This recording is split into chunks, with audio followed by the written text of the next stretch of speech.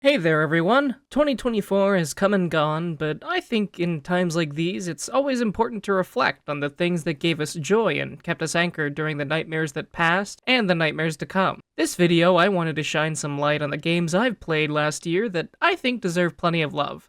So, welcome to my top 5 games of 2024 list. Now, full disclaimer, I haven't played a lot of 2024 titles, mainly because a lot of the games this year sucked, the corporations behind them sucked, or because game expensive. So while games like Space Marine 2, Hades 2, or even Indiana Jones won't be appearing on this list, it doesn't mean they're not good, just that I haven't had the chance to experience them yet. So, clarifications out of the way, let's get into it.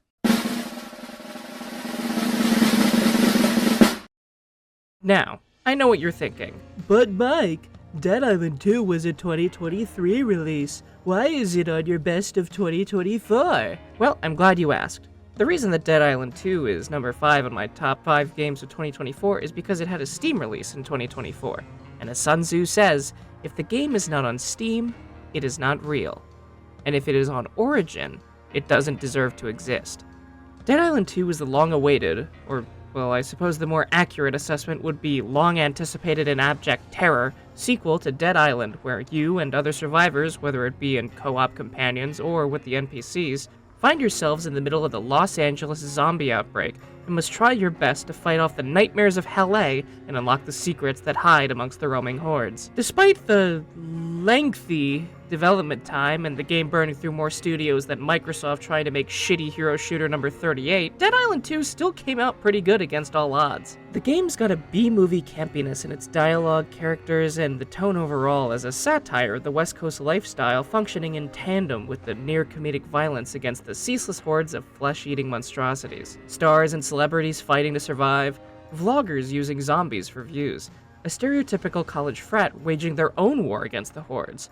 All of them come together to create a great deal of charm and entertainment as you're mowing down zombies by the dozen with a wide variety of weapons offering ceaseless opportunities for creativity and ingenuity, and possibly the most detailed damage system I've ever seen in a zombie title. The few issues I had with it, I never really could make heads or tails of any of the card or stat systems in a meaningful way, so I just picked what looked like it would do the most damage and rolled with it, and that worked out well enough. The game is also kinda short. I nearly 100%ed the base game in under 30 hours. However, the game does also have DLC that expands the story. They also just pushed out a massive content update in October that includes New Game Plus. So the game's definitely got more mileage than when I played it. Bonus points go to the game for actually being tonally consistent with its announcement trailer, instead of straight up lying like the first game's trailer did. Still can't believe we couldn't throw a kid out a window. Talk about false advertising.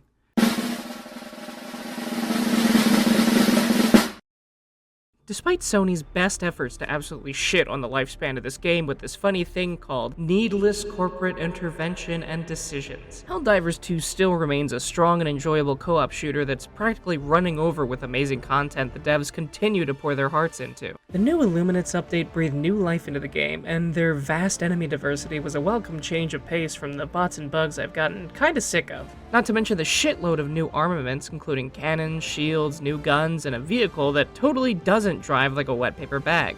Amazing gunplay, stunning visuals and sound design, a wide weapons utility and armor inventory, explosions galore, and of course the absolute catharsis of the masculine last stand fantasy means Helldivers 2 still has a place in my heart. At least until Sony does something else to fuck it up.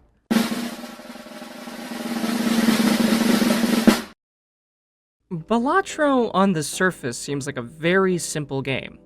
A card gambling roguelike. Pretty unique, but sounds like it'll get stale pretty fast, right?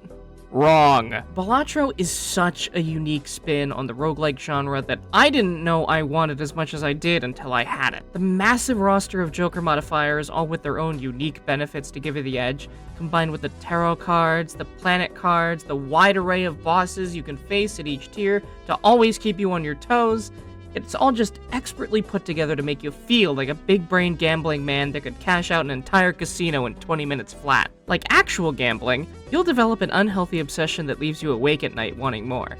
But unlike gambling, you won't have to take out a second mortgage to cover your losses.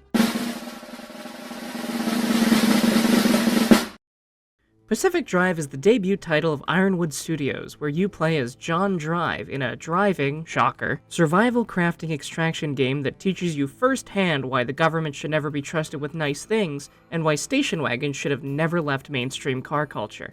The gorgeous environments and ambience and a very appealing art style brings you into a world constantly changing and being impacted by your interactions to give you a new challenge every time you set off. The radio playlist has some absolute bangers that have even managed to make their way into my Spotify playlist. And with the Drive Your Way update, you can even add your own music to play over the radio while you're out in the zone. The game is also rich in customization, not just in the game itself, but also in how you can play.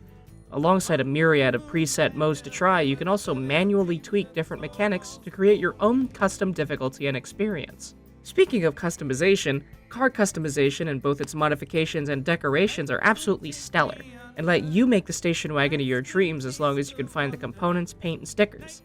And with every expedition leading to potentially new decals being uncovered, you can mix and match to your heart's delight. The world isn't just rich visually and mechanically, but story-wise too.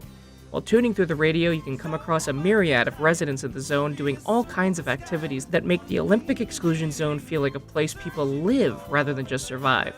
Not to mention the characters in your headpiece, whose remarkable voice acting and characterization takes you on a journey of learning to forgive and grow from your past, which you listen to and shed a tear about right before you get grabbed by one of those floating fucks and get dragged into another herd of fucking tourists! Pacific Drive is a game with a lot to offer, and is slated to keep receiving support and content into 2025. So go check it out. The only criticism I really have is that it ends very abruptly, like The Sopranos abrupt. Pacific Drive, for the longest time, was slated to be my game of the year, until my friend showed me Mouthwashing. Mouthwashing is, without question, one of the most impactful, thought-provoking, and personally moving games I have ever experienced.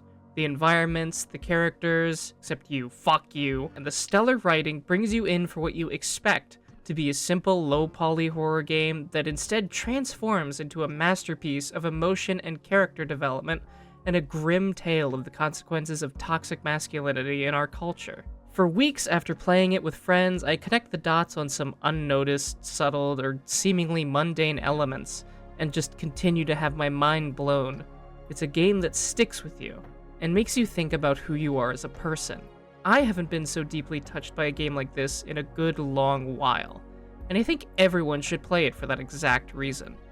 And for that, Mouthwashing has more than earned its position as the #1 spot on my list. But what do you all think? I'm sure there's plenty of good games out there that I didn't get the chance to enjoy, so let me know what you think in the comments. As always, thank you all so much for watching, and I'll see you next time.